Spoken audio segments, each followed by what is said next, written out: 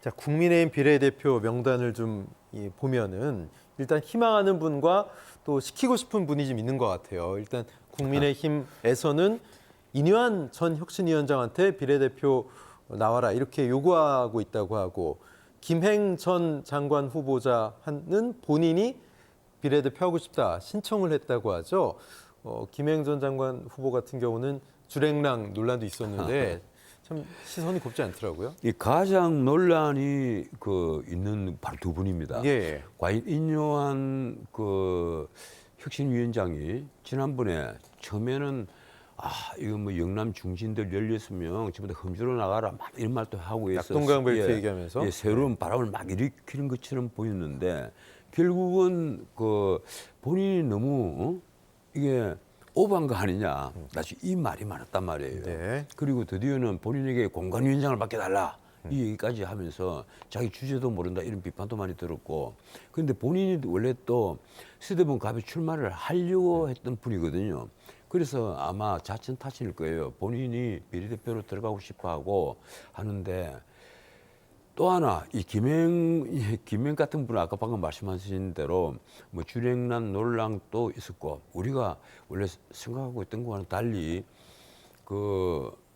굉장한 부를 갖고 있는 분이다 뭐 이런 얘기도 있었고, 예. 뭐 어쨌든 뭐 돈이 많다고 해서 그게 어떤 하자는 아닙니다. 네. 그런데 그동안에 지난번에 여성가족부 장관 지명을 받고 한 처신이 지금 다시 도마 위에 오를 수가 있습니다. 네. 그런데 한동훈 위원장이 지금 모든 걸 다 관장을 하는 것처럼 보여요. 본인은 그걸 뭐 그렇지 않다 이럴지 모르겠는데, 이 비례대표 명단은 사실은 한동훈 위원장이 관장을 하는 순간에 내가 보면요 상당히 위험해집니다. 그럴 필요는 없지 않느냐.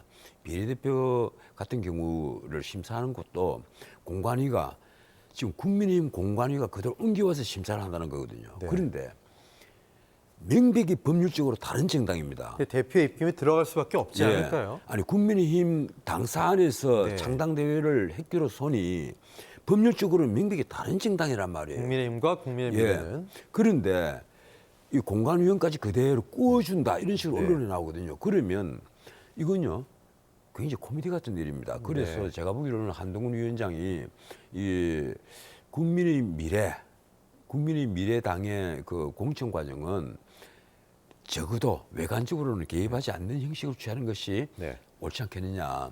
이게 욕심을 더 부리다가는 내가 보면 잘못하면 엉뚱한 데서 나는 이게 위험해진다. 예. 그 말씀을 꼭 드리고 싶습니다. 김행 전 장관 후보 같은 경우는 당 내에서 당선권에 배치하지 않을 거다 이런 관측이 있더라고요. 변호사님 어떻게 생각하세요? 당선권에 배치 안 할 것 같으면 굳이 네. 그분의 이름을 넣을 필요가 뭐가 있어요. 근데 본인이 접수를 했다. 사실은요 이분이 뭐 비례대표 언제 접수합니다 이걸 대외적으로 크게 광고한 것도 없고 신문에 낸 것도 없고 네. 그냥 뉴스로 아주 단신처럼 나왔단 말이에요. 네. 근데 관심 가지는 사람들은 다 집어넣었잖아요. 그런데 이걸 심사하는 것도 굉장히 공정하게 해야 되고, 미리 당에서 가령 한동훈 위원장이라든가 혹은 윤심을 대리한다는 이철규 의원이 이게 다 앉아서 이분은 어떻게 하고 하는 식으로 만약 조합을 해서 그 순서를 발표를 한다면 나중에 반드시 후유증이 나옵니다. 난 내가 보기로는 지난번에 한번 이 21대 때 한번 문제가 터졌잖아요. 그랬죠. 그래서 그때도 다시 투표하는 형식을 취했지 않습니까? 난 이번에도 이왕이면 지원자 명단 혹은 당에서 기대하는 명단들을 쭉 깔아놓고 중앙위에서 한다든지 아니면 전국위가 한다든지 투표를 하는 형식을 나는 좀 취했으면. 그런데 사실 신생정당이니까 전국위도 중앙위도 아마 없을 거예요.